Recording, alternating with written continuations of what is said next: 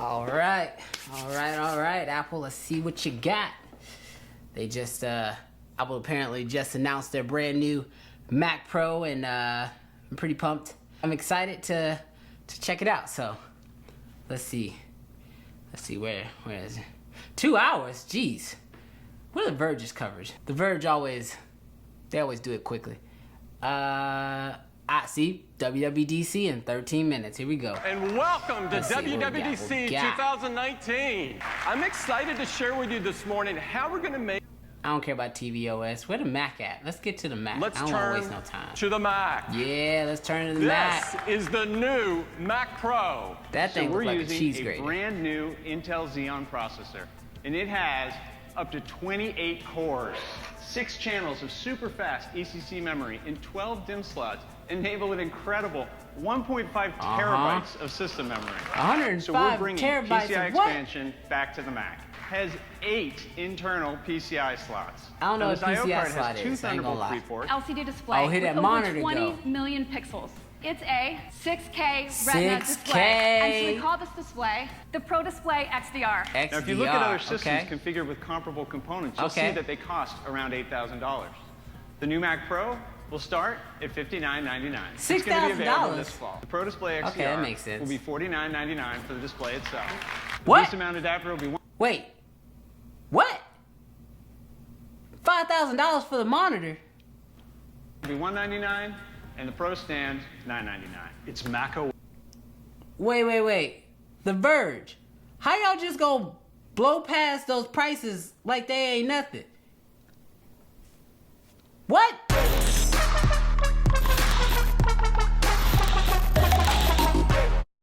What's good, creative fam? Brandon Washington here, and first of all, you know what? If you're brand new to the channel, definitely consider hitting that subscribe button, because this channel is all about filmmaking gear, tips, and tutorials. But in today's video, we gotta talk about this new Mac Pro, because, I mean, we gotta talk about it. And let's not forget that monitor. Oh, we gotta talk about that monitor. First of all, if you're brand new to the channel, if you don't know who I am, I'm a full-time freelance filmmaker. I work on commercial projects, primarily for companies out here in the Houston area, but I do travel quite a bit doing some jobs for companies in Phoenix and in Los Angeles. I love the West Coast, so I try to go out there as much as I can. But I am someone who does video production as a full-time career. Now, yes, I've got this YouTube channel, but by no means am I a full-time YouTuber. I run my production company, B-Watch Media, which has been doing fairly well for the last 3 years, and now I'm at a point where I actually have a real small staff, and this has been great, and the company has been going great, and I would definitely be someone who considers myself a professional. That was until I just watched that Apple keynote. So let's go ahead and knock out real quick and just talk a little bit about what Apple just dropped. So first, they dropped the Mac Pro, which I'm not gonna be, I'm not gonna beat around the bush. I was pretty excited about it. I knew it would be expensive, but gee whiz. I mean, first of all, it starts at $6,000 with a very base kind of like setup. I mean, primarily, it's basically an iMac Pro at that price, which the iMac Pro isn't too far off at that price point. So I guess that kind of makes sense. However, they basically threw a ton of specs. Now, I'm not gonna sit here and mess with y'all. I'm not a big tech person when it comes to computers. I know there's probably a bunch of people in the comments already talking about, I can build a PC for blah, blah, blah, blah, blah. And I'll be 100% honest with you.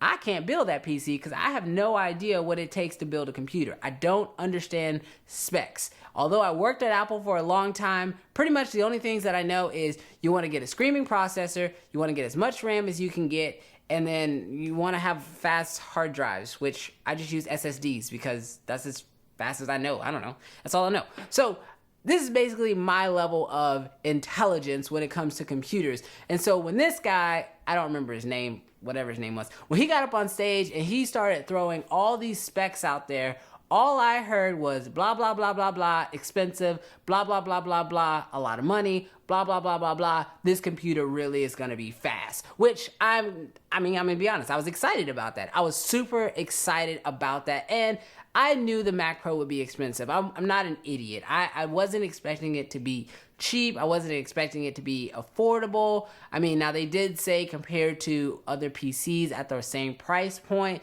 it is a little bit cheaper, but I don't know. I don't know how to build those PCs. So those were out of the idea for me from the get-go.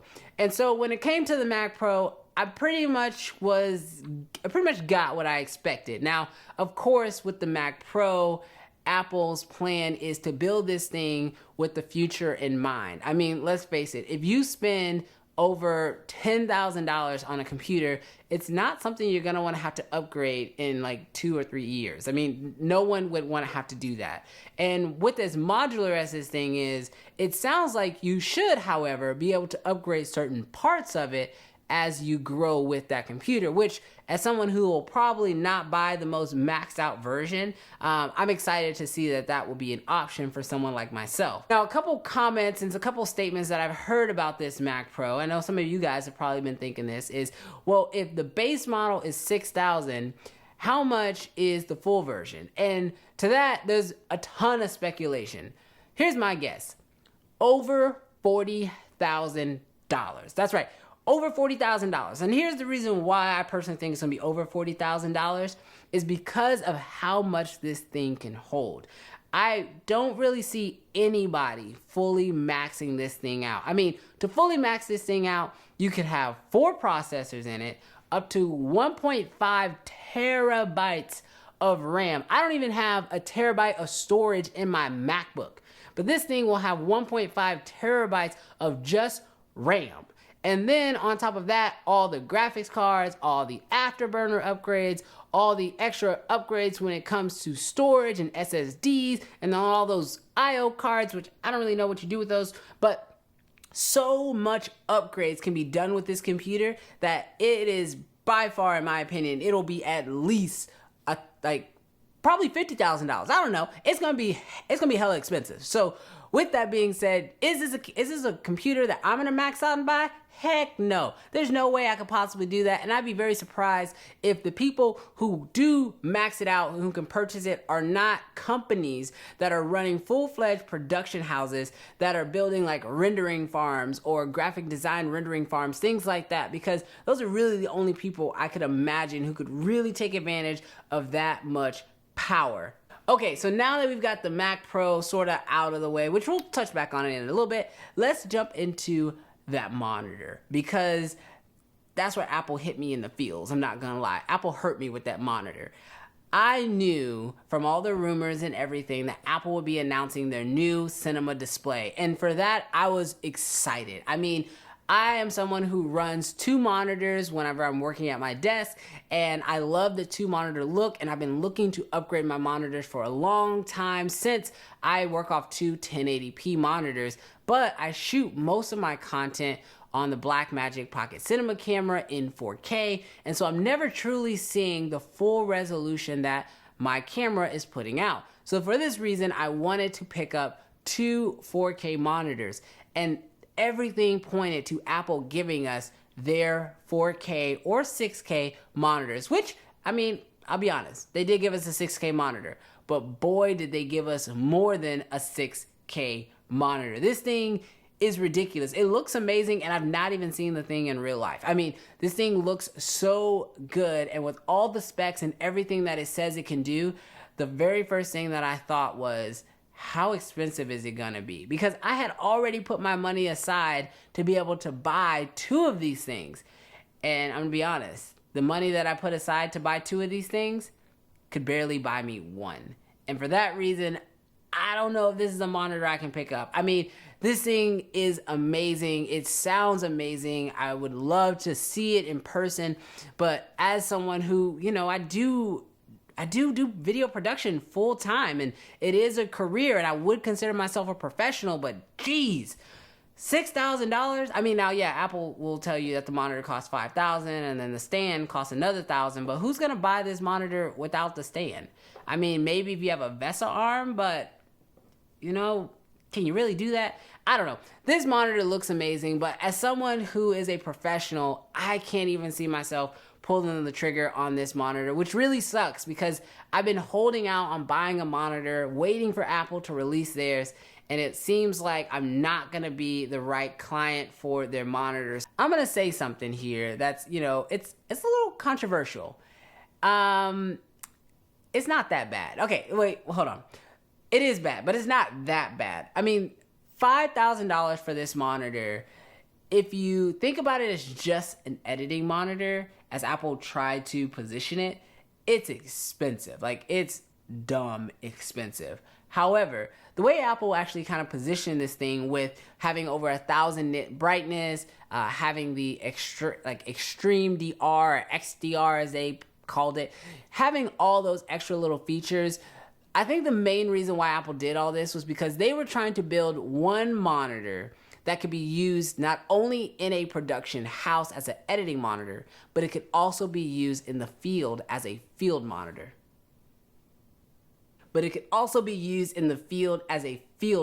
And for that reason, the price totally makes sense.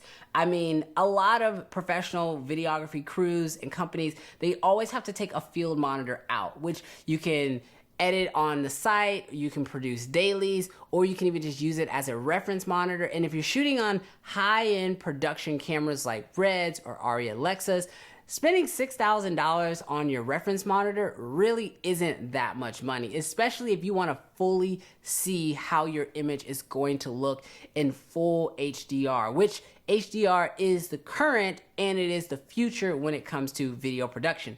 So for that reason, it's not that bad, but geez, it is pretty expensive. I'll give you that. It is expensive. So what are my final thoughts when it comes to the Mac Pro, the XDR display from Apple? As a full-time filmmaker, as a full-time videographer, someone who's running a production company, I have to say that the Mac Pro is a great machine. I am excited for a couple reasons. One, the cost of entry isn't too bad. Now, if you don't do this professionally, stay away from it. That $6,000 is a lot of money. But if you do this professionally, saving time on your edits, on your work, it adds up in the long run. So to spend $6,000 to buy this computer, it's not a bad cost of entry. However, because this thing is so upgradable, being able to buy the parts after and being able to upgrade your computer as you go, you can literally buy a computer that can last you for like the next hopefully 10 to 12 years, maybe even longer than that. As long as companies start adopting these module system and they create components that can go inside these modules, you can continue to upgrade things like your graphics card, upgrade your RAM, upgrade your hard drives, all this stuff after the fact. Unlike someone like myself who owns a MacBook Pro, where if I want to upgrade anything in my computer, I basically have to buy a whole new computer. It's nice to know that when you buy something, especially something that expensive, as you grow with it, it will also be able to continuously be used, sort of like being able to buy multiple lenses and just swap camera bodies. You're able to buy one computer and just be able to swap modules as you grow. Now, when it comes to the monitor, I don't know. I mean, the monitor's not for me, I'll be honest. Like, I do this full time, but geez, $6,000 on a monitor. I could buy two really good 4K monitors and still have money left over, which is probably what I'm going to end up doing. Now, I am going to go see this monitor whenever it is in the Apple store, you best believe, because I've got to see what a $6,000 monitor with the stand, you know, however you want to price that, I've got to see what this monitor looks like. And I don't know, maybe seeing it in person, it will justify the price for me. But as of right now, as a full-time filmmaker, I just don't see it for me where I am in my business. But I think that's the point. I know a lot of professionals out there are probably looking at these prices and these specs and asking themselves, man, should I be using this as a professional? And here is how I personally make that decision. if I'm currently getting by with the gear that I have, then there is no reason to upgrade. Like, there's just no point to upgrade. However, if I want to make my job easier, if I want to make my job more enjoyable, if I want to make what I'm creating, you know, more entertaining for me, and if I choose to upgrade for that reason, I just have to know that going into it. Because the truth is that after you have a decent computer, a decent camera, some lights, and decent audio, all the extra peripherals that you buy, like gimbals and tripods and extra lenses and faster computers and better monitors, all those extra things are really just to help you do your job better. It doesn't make your clients like you anymore, or it doesn't make your clients look at you as a more reliable source. It really just comes down to what you're producing. That's all your clients are ever gonna see and what they're only gonna care about. So if you choose to upgrade to this computer or this monitor, you know, if you do it, just know that you're doing it for yourself and don't do it for anyone else. And if you are going to upgrade, I'd love to know which computer and how you plan on configuring it, because as of right now, my brain just hurts thinking about spending that kind of money on a computer or a monitor. You know, right now, I'm good with my MacBook Pro. I'm good with the screens that I have. I'll probably upgrade my monitors soon, but definitely not picking up 2 of those XDR displays. But I'd love to know what you guys' thoughts are. I'd also love to know, what do you guys think the maxed out Mac Pro is going to cost? And maybe if somebody in the comments hits it, I'll do a giveaway. I'm definitely not giving away a Mac Pro. You best believe I'm not giving away a Mac Pro. But I may do a little bit of a giveaway if somebody is able to guess what the maxed out price of the Mac Pro is going to be. Let me know down in the comments. Also, if you have any additional questions, leave those down there. Hit that thumbs up button, because apparently on YouTube that's a thing now. So if you like this video, especially if you watched it this far, hit that thumbs up button, and I'll catch you guys in the next video. Peace.